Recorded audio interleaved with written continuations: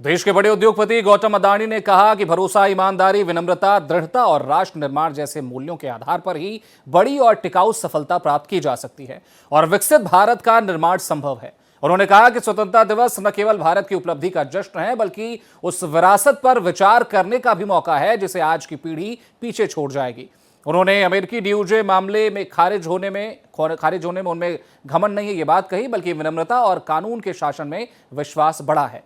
Hindenburg विवाद और DOJ मामले को उन्होंने संगठन के चरित्र और मूल्यों की परीक्षा बताया। उनके अनुसार कठिन समय चरित्र बनाता नहीं बल्कि उसे उजागर करता है। उन्होंने जोर दिया कि लंबे समय का भरोसा वादे निभाने, सही प्रक्रियाओं का पालन करने और मूल्यों पर कायम रहने से बनता है। 20,000 करोड़ के एफपीओ को वापस लेने के फैसले का उदाहरण देते हुए उन्होंने कहा कि भरोसा कानूनी अधिकारों से भी ज्यादा अहम है। कानूनी विवाद के बावजूद अडानी ग्रुप ने अपने कारोबार, इंफ्रास्ट्रक्चर परियोजनाओं और कस्टमर्स के प्रति प्रतिबद्धता जारी रखी। उन्होंने कर्मचारियों, श्रमिकों, साझेदारों और समर्थकों के योगदान के लिए आभार जताया।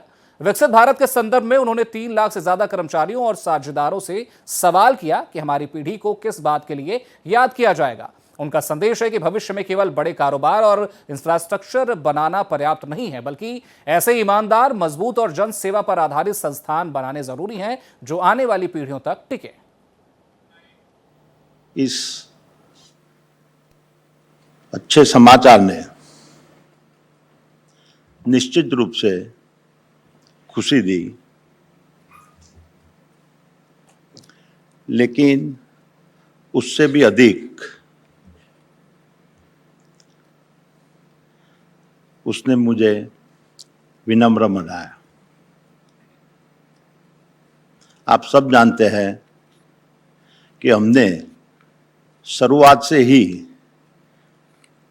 अपने ऊपर लगाए हुए आरोपों को स्पष्ट रूप से नकारा था।